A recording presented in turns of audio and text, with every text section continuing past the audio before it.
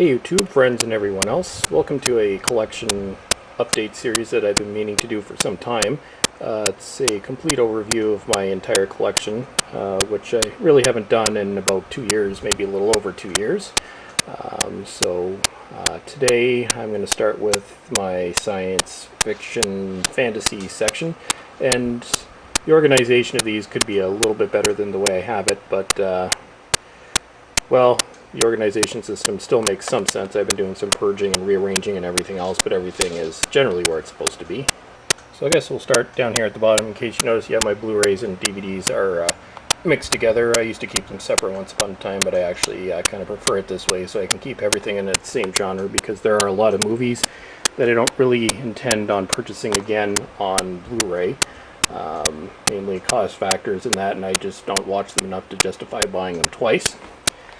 We'll start right here at the end. So we have Fantastic Four. Now I've watched the first one. Other than that, I haven't watched any of the other Fantastic Four movies. They've just been hanging out here for a while. Next we have XMen.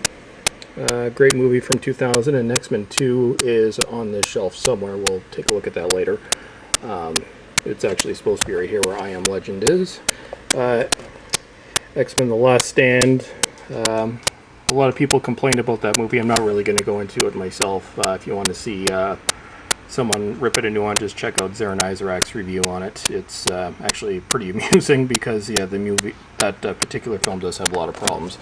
I Am Legend, great movie, but being a dog lover, I don't like watching it because I hate the puppy dying scene. As you can tell, I got a puppy of my own, so there we go. Lexi!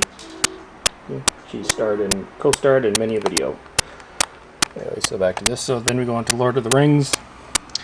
This is, right here is a National Geographic film on Lord of the Rings. These right here, I've actually been meaning to sell them, but they're the original release Lord of the Rings movies. See this one right here, this is the Lord of the Rings set that I actually did somewhat of a rant on a little over a year ago. Main reason was not so much that they weren't releasing the special edition, but it was the fact that they, instead of doing that, they released this digital copy with an expiration date on it, which I obviously never registered. So yeah, one of these discs is kind of useless now. But that's another story altogether. Here we've got an all-time classic. No DVD collection is really complete without this. Kubrick's 2001: A Space Odyssey. Although you have to be in a certain frame of mind to watch this one. It's more or less artwork on film. Let's see what we got here. Keanu Reeves, The Day That the Earth Stood Still. Found this one in a bargain bin, but still was worth watching. And this one actually includes the original movie as well, which kind of makes it worthwhile. Then next up here we've got Doom, video game movie, Hollow Man, Aeon Flux, which I was never really that happy with myself, but I know it's based on the comic book series, which I never really looked at, or the original, I think it was animated series or something of that nature. One of these days I plan on checking that out. Of course, Firefly, the complete series, which actually should technically be in my TV series section, but it's here right now. Chronicles of Riddick. We've got Batman, The Dark Knight, which this was kind of like what the original Matrix movie did for DVD. This was the movie, or the first movie that really exploded on Blu-ray. Probably in terms of transfer quality, still one of the best that has been released to date. Then, of course, the original Batman Begins. Donnie Darko, great movie, but this particular Blu-ray transfer is awful. War of the Worlds. Waterworld, which I actually got as a gift many years ago, and I've seen it on VHS. I actually haven't watched it on DVD yet. Kind of a sad story behind that. It's actually not a bad movie, but I don't think it was worth the insane amount of money that was spent on it. And then, of course, here we have the two X-Files movies. From 2008, Fight the Future. Great movie, but never really took off in the theater. Was more or less just 2.5 X-Files episodes at the same time. And of course, I Want to Believe, the 2008 movie.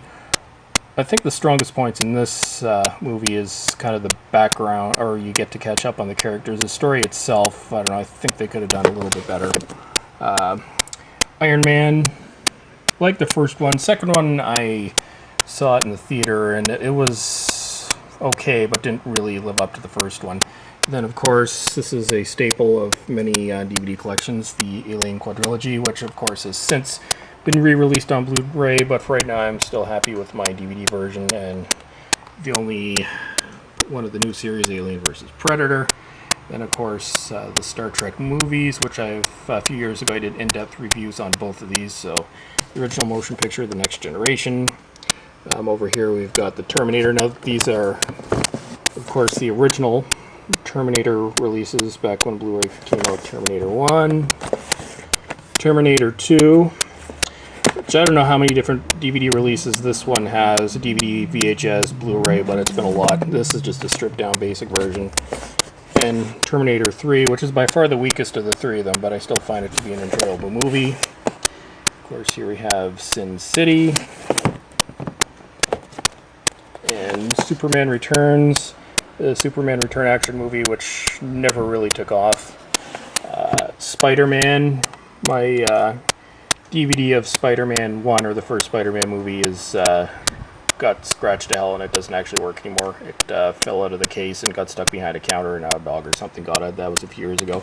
Spider-Man 2 and Spider-Man 3, which in my last Blu-ray review a few years ago, I complained that the Spider-Man series, near the end when I look at it now, it was just a little too commercialized for me, but it's, like I could say, that's something that could be said with a lot of these movies, so you really just have to look at them as entertainment or something like that. I think the big problem right now is we're not really seeing anything new, because a lot of what comes out seems to be a remake, which, yeah, I do have a few remakes here, and there is the occasional good remake, but a lot of them, pretty much those that I don't have in my collection, are just crap. Stargate, 10,000 BC, Lost in Space, one early movie in the days of remaking TV series for a movie. In fact, I doubt anyone even remembers that. That's from, must be about 12 years ago now. It's obviously, you can tell it's got the old Warner Brothers case, which they haven't had in years. All right, I'm going to go over here.